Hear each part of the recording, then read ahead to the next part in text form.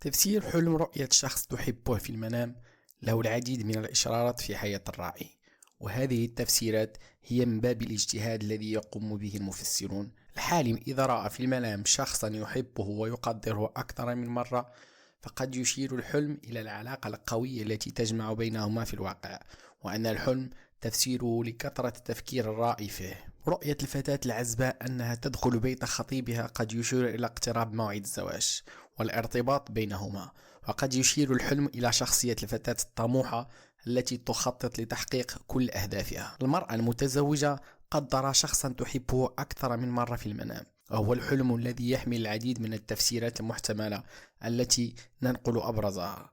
رؤية المتزوجة لشخص تحبه في المنام يدخل بيتها ويزورها فيه قد يشير إلى المحبة التي تجمع بين الزوج وزوجته والاستقرار العائلي والأسري. رؤية المرأة لشخص تحبه أكثر من مرة قد يعني أن الحامل تحتاج إلى المساعدة وترغب في وقوف من حولها معها حتى تمر فترة الحمل بسلام.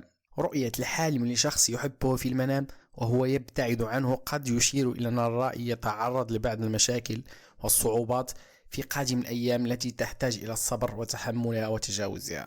رؤية الحالم لشخص يحبه وهو يتحدث معه قد يعني أن ذلك الشخص يمر ببعض المشكلات والمحن الصعبة التي تحتاج معها لأحد يسمعه ويدعمه ويشير عليه بالنصيحة. الشاب الأعزب إذا رأى في الحلم في المنام فقد يشير ذلك إلى اقتراب موعد زواجه وارتباطه، وإذا كان يبكي في الحلم فهو بشارته بالخير والفرج القريب الذي يراه. رؤية الحالم لشخص يحبه ولكن يتجاهله في الحلم قد يعني تعرض الحالم لبعض المشاكل والصعوبات في حياته، والتي تحتاج منه إلى صبر وتحمل حتى يتمكن من المرور منها. الشاب الأعزل إذا رأى في المنام خطيبته وهي تدخل بيته فهذا يعني أن الحلم تحقق ذلك في الواقع وثم اقتراب موعد الزواج منها. رؤية الحالم لشخص يحبه أكثر من مرة وهو يقبل عليه ويبدو عليه الفرح والسعادة قد يشير إلى التحسن في الأحوال الحالم والتغيير الأفضل في حياته. رؤية المرأة أنها تعانق الحبيب السابق فقد يعني الحلم